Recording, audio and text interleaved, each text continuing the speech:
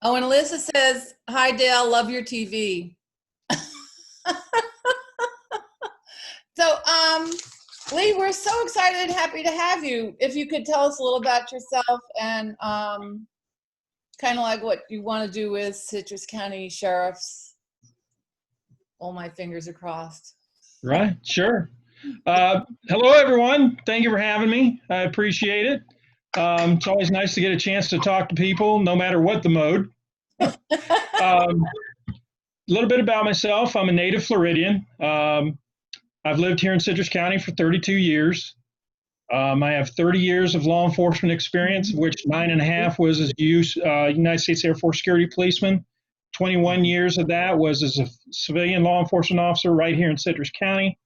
12.5 of that 21 years was with the Inverness Police Department, where I served as a patrol officer, a traffic enforcement officer, community policing officer, detective, operations lieutenant, and eventually chief of police. The rest of the 21 years was spent with the Citrus County Sheriff's Office. When we merged services in the city with the Sheriff's Office, I became a major crimes detective because then Sheriff Dawsey said, what do you want to do? I said, well, I haven't done investigated murders. So that's what I wanted to do because it was different. And so that's why I became a major crimes detective. I spent the next 7 years there I'd like to toot my own horn there with a 100% closure rate, which was really made the job worthwhile. I retired in June of 2011, took 3 years off, went back to work for the Sheriff's Office in June of 2014 as a civilian employee overseeing the Senior versus Crime and volunteer program. Now, what a lot of people don't understand is the volunteer program is the single largest entity in the Sheriff's Office. There's over 670 volunteers and a little less than 400 employees. So the volunteers get a lot of work done. While I was there, I don't know if anybody gets to Chronicle, but a lot of people read, I did a weekly article there on Sundays dealing with scams and things like that for 5 years. Since when I left the Sheriff's Office in January of 2020, I left that for a specific reason. That was to run for sheriff. Having worked in the current administration, I got frustrated with seeing the direction of the agency. And I felt that through my experience and my knowledge of the area and commitment to the community, I hate to say it, but I think I could do a better job. And I think a lot of that comes from a way I'll describe this. Because a lot of people ask me, what's the difference between you and your opponent? Well, my opponent, he's got 30 years of law enforcement experience. I have 30 years of law enforcement experience. The difference there is only 3 years of his experience is civilian law enforcement experience. His time as sheriff. I have 21 years of civilian law enforcement experience here in the county. And now some people might say, well, how's that different? Well, there's a huge difference between civilian and military law enforcement. And I think using a medical analogy makes it easier for people to understand if they don't understand the world of law enforcement. Podiatrists are a doctor, they practice medicine. Cardiologists are doctors, they practice medicine, but they're two different types of medicine. You wouldn't want a podiatrist running your cardiac care unit. And right now we have a podiatrist running a cardiac care unit. We need a cardiologist to run the cardiac care unit. So I think that's where a lot of the difference is. Also in where the importance of things lie. My personal direction is traffic, to me, is the key to law enforcement. And the International Association of Chiefs of Police happens to agree with me. Back when I was chief of the Inverness Police Department, traffic was our key focus. And the reason for that is twofold. First of all, it's where we lose the majority of our citizens. We don't lose them to murders. We don't lose them to other those kinds of things. We lose them to traffic fatalities. So by enhanced traffic enforcement, you make our streets safer. Second of all, it is the greatest way of interdicting crime. Bad guys got to travel from point A to point B, where they live to where they're going to commit their crime. So by enhancing your traffic enforcement, you cut that flow. Right there. Okay. If you look at the headlines all the time, you'll see all the big drug busts. They happen through traffic stops. Your warrant arrests, your escape murders, escape prisoners, they happen through traffic stops. So you need an enhanced traffic program. Well, how do we get that? Well, my main goal is to restructure the sheriff's office. I'm going to restructure the sheriff's office will allow me to put 20 additional deputies on the street and not raise the budget 1 penny, not a dime. You have 20 additional cops on the street. 10 of those will be deployed to double the size of our current traffic enforcement unit. The other 10 will go to work as what's called community resource officers. They'll be deployed around the county to deal with quality of life issues. Now, some people might say, why are they going to be dealing with quality of life issues? Because in reality, that's what really bugs people. These barking dogs complaints, the neighborhood issues, the four-wheelers driving through your yard. But because of staffing levels and so forth, they tend to get pushed to the side and never addressed. So they just build and they build and they build. By creating these community resource officers to handle these problems, they don't get pushed aside. Plus, they don't take away from deputies on the street answering the calls for criminal service. So there's a double benefit to it. The other issue is the way we deploy the troops, because in Citrus County right now, the sheriff's office is broken down into an East District and a West District. In each district, you have 4 patrol zones in a city, so 5 zones on each side. Those community resource officers would be deployed by patrol zone along with the deputies, because under the current plan, a deputy could be working in Citrus Springs today and Floral City tomorrow. So by doing that, there's no way that that deputy gets to know who the players are or develop a relationship with the community. And I'd ask any of you right now that how many of you know your deputy? Okay, how many of you know the deputies that work your area? Have they stopped and talked to you? Have they come to see you? No, I will guarantee they haven't. But that's not their fault. It's the direction they've been given. Under my leadership, these officers will get to know the community. The community will get to know them. That's how you build trust. And without trust, we can't get the job done. It's okay. So that's just a little bit about where I'm looking to go and what I want to do. Budget transparency is another issue. I'm staggered by the fact that if you wanted to find out something about the sheriff's office budget, the hoops that you have to jump through to find out where your money's being spent. Yet, you can probably go on your phone, most people do, and you can look at your bank account. You can see how much money you got in the bank, where all you've taken your money out, where your deposits have gone in, and you can look any moment, anytime, any day. Why do the citizens of Citrus County not have that ability? I want to put that into place. You'll be able to go online, find out where the sheriff's budget stands, where they've spent money, where the money is aimed to go. So there's complete transparency. There's no cloak and dagger. Right now, you can't get that information, and that needs to change. So there's a whole lot that needs to change. And it only gets done because what I have that my opponent doesn't have is I've been there, done that. I've been that detective working that homicide scene. I've been the one that had to go wake up that judge at 3 o'clock in the morning, get that search warrant signed. I've been that officer clearing that house or searching for that prowler, that escaped prisoner. I've made the arrest of that murder suspect. My opponent has not done any of those things. So I understand the mindset, what concerns these employees, what they're looking for, and what they need. And that's critical to have a successful agency. I pretty much, I've thrown out a lot of information out there. I don't want to take up too much of your time, but if anybody has any questions, I'd be happy to answer any questions you might have. Yeah, I was kind of interested because we've been here 7 years and I feel very disconnected with the police. You know, my husband was on New York State Police for a long, long time, and then he got rehired after 9/11. So I've always felt connected to the police, whether they're local or state. But down here, I really don't feel connected at all, you know. Right. Well, look what's going on across the country. with the disruption and the turmoil in these cities. And a lot of that is occurring because there's a disconnect between the law enforcement agencies and the community they serve.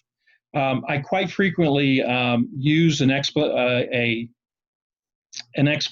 like this, and I don't have a room to separate, but if you if you look at my screen here, if you look at this side of the screen over here is community A, and this side over here is community B.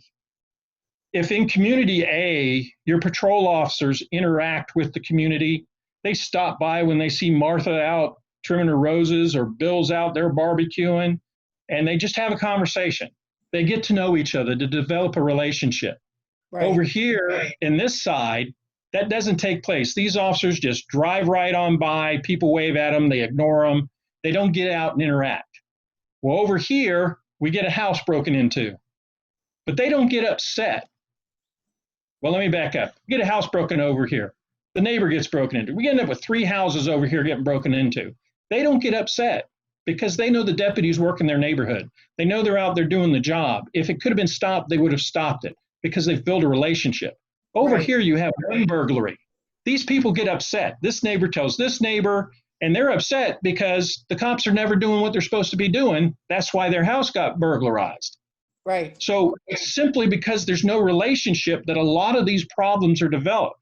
If you have a relationship and an open line of communication with your community, as things are building, members of the community will let you know. You have to listen, because even if you don't think what they're saying is true, perception is reality. So we have to address those concerns until we can make them feel satisfied with a response. We cannot ignore them simply because it doesn't fit what we think applies. Right. I know here in Highland South, if we have a problem with a particular neighbor or whatever the problem is, my neighbors here in Highland South are more inclined to take care of it themselves because they don't feel like... You really don't have an option, really. No, they feel like they don't. And right. I'm like, people okay. shouldn't feel that way. Yeah, yeah. Wanted to ask you about dash cams or body cams. Mm-hmm. Don't you think that would be serving 2 purposes, helping the public and helping the officers? Actually, it serves 3 purposes. Exactly. We had in-car cameras in our patrol cars at the police department back in the 90s. It's something that the sheriff's office never jumped on board with. I'm not so sure why, but to me, it's a missed opportunity, especially in this day and age with technology and what's going on with the nature of the world we live in. Body cameras provide protection not only for the officer, by protecting them from unwarranted complaints. It protects the citizens from undocumented violence or when there is valid complaints. And thirdly, they're great in the addition of evidentiary collection, because they catch things in real time as they're happening that the naked eye may miss because you don't get to go back and look at it over and over again. So they're actually a 3-pronged benefit. So they're an outstanding tool. That's something you very rarely find in law enforcement, something that has a 3-way benefit to it. So taking the stance that, oh, we're not going to use these, that goes back to that lack of experience and not understanding the true nature of the tool or the resource. And granted, they are an expense, but because of the nature of the technology and the way the world is, there are huge opportunities for grant funding, corporate sponsorship, and other ways of paying for it where it doesn't fall back onto the taxpayer. Okay, well that makes sense. I've seen the dash cams and the body cams helping both ways, in both directions. Mm-hmm. Absolutely. So, I wasn't really aware of how much training our current sheriffs are getting. I understand in Europe they get like 2, 3, or 4 years of training, and I'm not sure what they get here. I know like New York State Police, it's 6 months in training and then 6 months being mentored, you know, having It varies from agency to agency. The state requirement is 600 and some odd hours, I believe, in the academy. And then your agencies usually have what's called field training on top of that. I think our current field training is 12 weeks. with the agency. Then there's recurring of a minimum of 40 hours each year of ongoing training for different types of things. So there is ongoing training, but I think we miss the topics. We're so used to dealing with, the same old thing, but we're facing new dangers now. So we need to deal more with how to deal with mental health issues, how to deal with issues involving the world of dementia. Because right now, if a deputy pulls up on a situation, he sees there's a lady and she's trying to walk away and holding on to her, and she's screaming help. They tend to rush in, grab the husband up, and want to arrest him for domestic violence, when in reality, what it was, the wife has some form of dementia, and he was trying to stop her from walking away. And because they aren't trained to recognize that or understand how to deal with it, they go rushing in. Even when they're dealing with a dementia sufferer, which the vast majority are Alzheimer's, they rush in, they get in that close-in space, and that makes it worse. You have to keep your distance. You have to ask permission to close that distance. The hand-over-hand technique, and put the person at ease. Don't frighten them, because they'll respond. They'll punch you in the face because they're fearful. So there's training in areas that we need to start focusing on that we currently don't. I think that's the biggest benefit of what we need to do. Yeah, and I think if there was community outreach, if there was a connection between the community and the police force, they would already know that the husband's okay, the wife is just having a dementia episode or whatever. Right. Mm-hmm. Dale wants to know, if you became aware that one of your staff belonged to or supported a white nationalist militia group, would you be concerned? Extremely. I'd be extremely concerned, whether it's white national or any type situation that may put their personal ability to enforce the law equally into question. I don't think that support of any such group can belong. It's because you have to have the ability to put your personal beliefs aside, because you have to be able to enforce the law equally to everybody, no matter whether you agree with them or disagree with them, whether they're yelling and screaming at you, it doesn't matter. Right. Your personal feelings can't come into play. Right. So it would have to be a matter of, okay, is this something I've heard? I'd have to verify the situation. If it's confirmed, then my most likely route is I'm going to have to seek whether or not, being that he's a sheriff's deputy, it's different than a police department. They work at the will of the sheriff. I don't think that's something I'd want to have working within my agency. I don't think it's a safe environment. Okay. I think we covered a lot. What specific plans do you have? Do you have like a personal project in mind when you become sheriff? Like, is there something you would like to get started with first? Yeah, well, just about, because I see everything is intricately linked together. The first thing that I would have to do, though, is I'd have to initiate the restructuring of the agency so I can free up those personnel to continue with the other steps. So that would be the first thing I do, is restructure the agency. Anytime you have a changeover in leadership, there's a purge, lack of a better term. A lot of people will leave. There's adjustments made in positions. Because when you change philosophies of an agency, you have people in leadership positions that buy into that philosophy. You can't just have people say, oh yeah, I'll do it because you're the boss. That doesn't work. And it'll show up every time. You got to have people that truly believe in the philosophy and the way you're doing business. So those changes have to take place, and that would probably be one of the first things that I would do. Okay. Well, it sounds great. Anybody have any more questions? Dale asked a good one. Mm-hmm. Are we good? I got another one. Let's see. Would you be in favor of open carry in public? Well, since that's really what's the word I want to say, an issue for the legislature, I would not. So if the legislature put that in effect, of course I would support it. I would not be against it. In other words, if they said that's what they're moving to, I wouldn't go against it. But I don't think in our community it is something that would really grab ground. That's just my personal opinion. That's not the opinion of a sheriff or sheriff's candidate. That's a personal opinion of Lee Alexander. Well, the Second Amendment sanctuary went through pretty smooth. Yeah. So, I mean, could it? Yeah, it could. I mean, I'm a Second Amendment guy. I believe in the person's right to carry. I just, whether or not we would go to the extent of open, I don't know. But if it was the law, I would support it. Okay. Well, one other question. Like our group, the Coffee Coalition, we like to go out and exercise our free speech every now and again.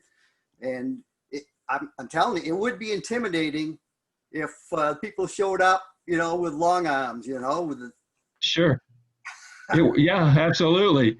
So that's why one of the things that as sheriff, I would have to be prepared to enforce the people's right, whether it's your right to get out and voice your opinion, or if it was open carry was legal and their right to do there, I would have to be there to ensure everybody's safety, because I can't allow them to infringe on your right and vice versa.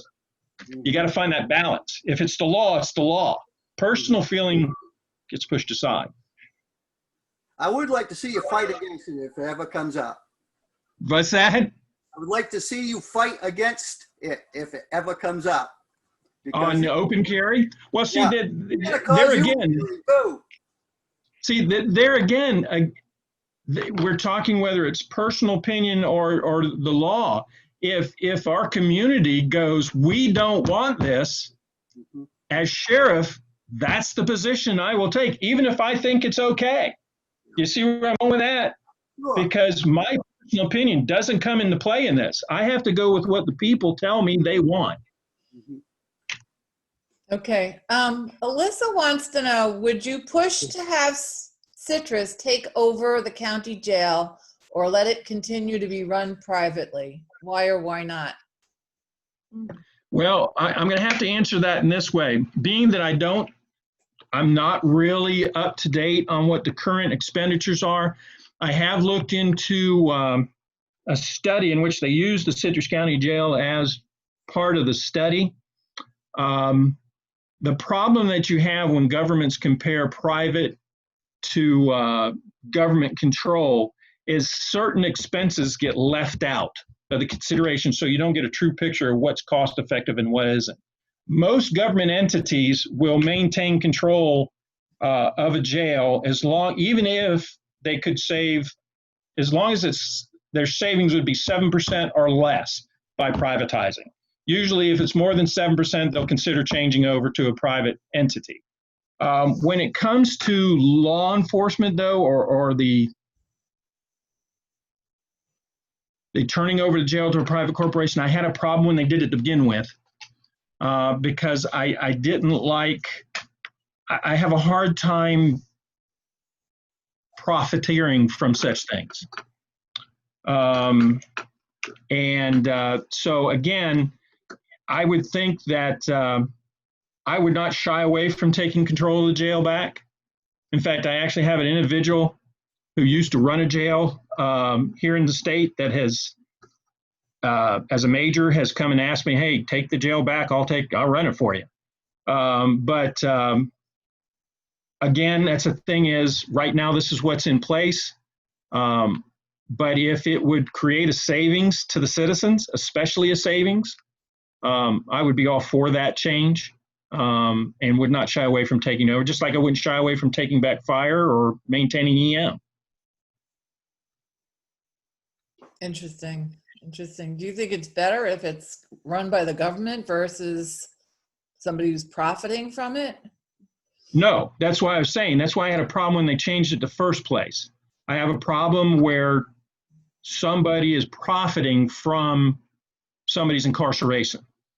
I think that's a job. I'm not a big person to say that government should do more. There are just certain things that government should do. We don't privatize courts. We don't privatize law enforcement where our police officers or a private company coming in and arresting people. So why are we doing that for the jail? But again, if that's what's in place, that is what I'll abide by. Okay. And current sheriff seems to be really big on drug busts. I didn't think we were all that bad that there's so many drug busts. It seems to be like a thing. Wouldn't it be easier? Here's your problem. The problem is we use a user-based drug strategy. And when you use a user-based drug strategy, it never ends. Picture it like this. Picture your faucet's running in your sink. And you got a cup underneath that faucet and it's filling up. Every now and then you dump the cup, but you put the cup right back underneath the faucet again. What's going to happen? It's just going to keep filling up. You're going to keep having to dump it. So to really resolve your problem, you have to have a multi-pronged approach. First of all, you have to dump the cup. Then you got to shut off the faucet. Okay. So what we have to do is we have to attack the pipeline that's bringing narcotics into this county. You do that through a joint effort with state and federal authorities. Once you address that, then you address your local manufacturing, which is primarily your methamphetamines. So you attack that. And then once you do that, you still have to go to the additional step, addressing your pill mills and your doctors who like to overprescribe medications. So you have to deal with that as well. Only if you take a multi-pronged approach do you have a chance of affecting your drug issue. The problem that you have is using arrest as a measurement tool. All that's telling you is there's more events of drugs in your community. It doesn't necessarily mean you're making headway. It could just mean there's more drug users out there. So if you keep arresting, just that's all you're doing, you're not resolving the issue. And what I'll use to support that is the sheriff likes to say, we've got 180% increase in drug arrests from 2016. Well, first of all, the math's off. When you got 680 some odd in 2016 and 800 and some odd in 2019, that's not 180% increase. About 180 increase in arrests, but not 180%. And then on top of it, when you look at these arrests of these drug users, you're just perpetuating the cycle because you're arresting them. A lot of the cases get dropped. They get put back into society and nothing is getting resolved. Okay. So his measurement tool of arrest is skewed. And for example, I'll use violent crime. Did you know in 2019, murders doubled. Rapes were up 52%. Violent crime in the county went up 7%. Yet arrests for violent crime went down 6%. So if arrests are how you judge a success, then we're really failing when it comes to violent crime. And I don't know about you, but I don't rest comfortably knowing that my bicycle is safe on my carport, but yet I might get killed while I'm out riding it. Right. So I think we have to have a multi-pronged drug strategy, and one of the reasons that the drug issue is such a big thing is it makes good headlines and it makes for good photo ops. And I'm not a photo op guy. Yeah, I just don't see what it does anything except for some fancy headlines. It's not really going to the core. And then who are you arresting? Are you arresting the guy with the joint in his hand? Or are you arresting like a real drug dealer? And Inverness is a pretty mild, low-key city, so I don't understand the numbers he's putting out. Right. It does, none of it makes sense. That's why I shift and get some of my stuff from the courts rather from the sheriff's office, because it's all in how you report the numbers. Yeah. And I was interested in inviting him to a Zoom chat, but I have to say I'm intimidated. You know, because we do like to have our free speech once in a while and have Sure. a protest. And some of these pro-Trumpers are getting kind of scary. We have friends in the group that are afraid to put a sign on the lawn, you know, Mhm. because between the sheriff and the people that want Trump back, be president again, it's getting kind of interesting. Spicy? Getting kind of interesting. Yeah, right. Yeah. No, but we loved having you. I don't know what I else. appreciate it. Don't know what else there would be to cover. Training, drug busts, body cams. I think we're good. Alyssa has a question. In the Well, this is a good one for questions. Yeah.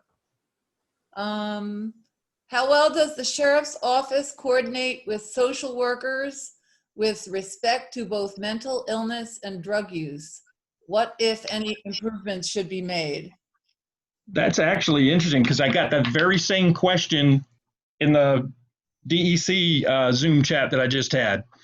No, they don't do a very good job.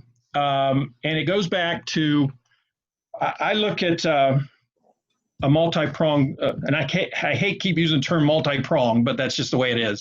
When you look at mental health, dementia, which of course is a medical condition, it's not mental health, it's dementia, and drug abuse. Okay. These are things that are impacting our community immensely, but however, law enforcement has statistically done a poor job of dealing with it.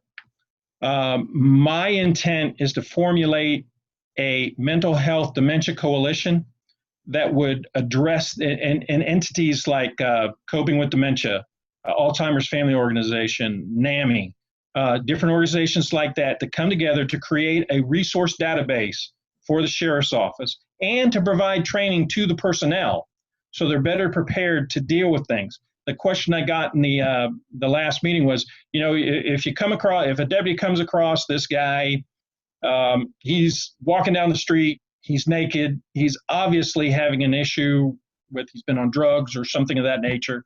How do you deal with it? Well, my answer to that is, what solves his issue? Is taking him to jail going to fix him? Or is finding him assistance a better option to fix him? Can you arrest him? Sure, you could. But just because you can doesn't mean you should. We have to look at what's the impact on the community. Has he done anybody harm? It's 2 o'clock in the morning, nobody else was around. Deputy drove up and found this guy walking down the road. Who's been harmed? Okay. The only person right now that's really been harmed is the individual. So if we had resources in place that we could reach out to bring aid to this individual, to me, that's the route to take. It's not all about who you put in jail. It's about who you fix.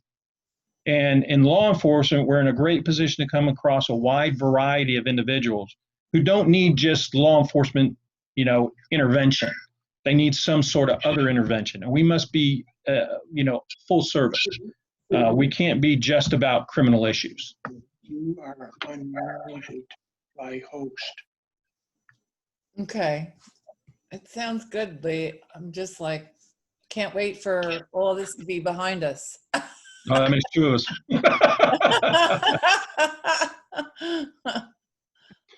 Oh, okay. Is there anything else you would like to add? Just, I appreciate the opportunity. I appreciate talking to y'all and having the opportunity to speak with you. This has been I've run for office twice before in this county. Back in the 90s, I ran for county commission. And this has been the toughest because of the environment with the COVID and everything and the ability to reach out to people and to talk to them. Right. It's been tough. So that's why I appreciate groups such as yours that, it's willing to take this time through this medium. Thank heavens this medium's available. But, if you have friends or, people that would like to, and I understand not everybody I talk to is going to change their mind or decide to come my way, but I have no problem with that. It's their right. But I don't mind having an opportunity just to speak with them. So if they want me to stop by their house for 5 minutes and chit chat, I'll wear a mask, whatever they want. I have no problem doing it. they can get a hold of me or get a hold of you. You can forward the message to me, and I'll be happy to reach out and talk to them. I appreciate you all's time. Thank you for being concerned people and wanting to find out more about the people running for office, because that's what matters. We can't have a lazy electorate, and we got to have people educate themselves and do what they think's best for their community. So I appreciate it. Thanks. Yeah, I appreciate the Zoom chat, because I think we need to hear your voice and what you have to say. And people get kind of single-minded, and it's hard to bump them off that track. Absolutely. Yeah. So, all right. Everybody good? Yeah. Hey, we'll see you next time around. See you out on the street. See you out. All right. Thank you very much, Lee. Thank you guys for coming. Okay. Talk to y'all later. Okay, bye. Bye-bye.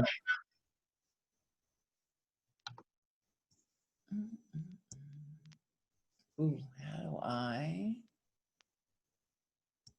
And meeting for all. Stop video.